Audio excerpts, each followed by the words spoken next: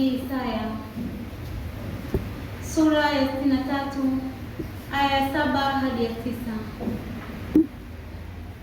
Nitautaja wema wa Bwana, sifa za Bwana kwa yote aliyonikirimia Bwana, na wingi wa wema wake kwa nyumba ya Israeli aliyowakirimia kwa rehema zake, na kwa wingi wa wema wake, maana alisema, hakika ndio watu wangu hawa, wana wasio na hila, akawa mwokozi wao. Katika mateso yao yote yeye aliteswa, na malaika wa uso wake ukawaokoa.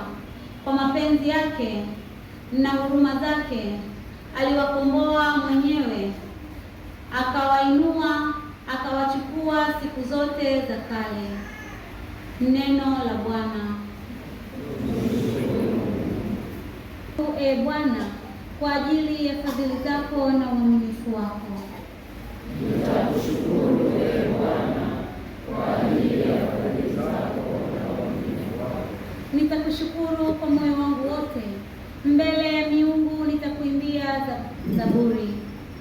Nitasujudu nikilikabiri hekalu lako takatifu, nitalishukuru jina lako takatifu. Kisikio.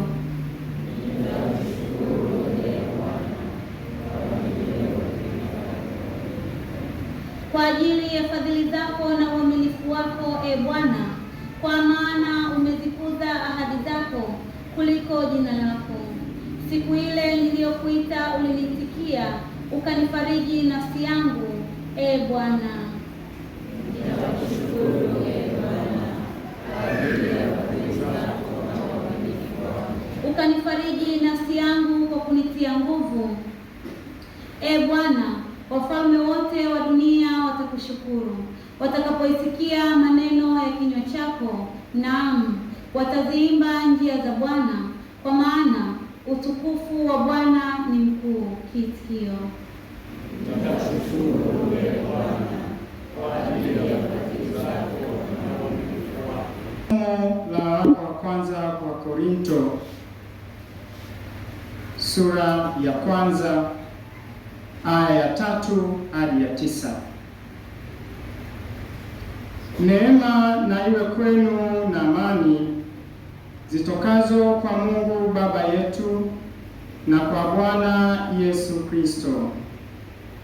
Namshukuru Mungu siku zote kwa ajili yenu, kwa sababu ya neema ya Mungu mliopewa katika Kristo Yesu, kwa kuwa katika kila jambo mlitajirika katika yeye, katika maneno yote na maarifa yote, kama ushuhuda wa Kristo ulivyothibitika kwenu, hata kukumpungukiwa na karama yeyote, msikutazamia sana kufunuliwa kwake Bwana wetu Yesu Kristo, ambaye atawathibitisha hata mwisho, ili msilaumiwe siku ile ya Bwana wetu Yesu Kristo. Mungu ni mwaminifu, ambaye mliitwa na yeye mwingie katika ushirika wa mwanawe Yesu Kristo Bwana wetu. Neno la Bwana.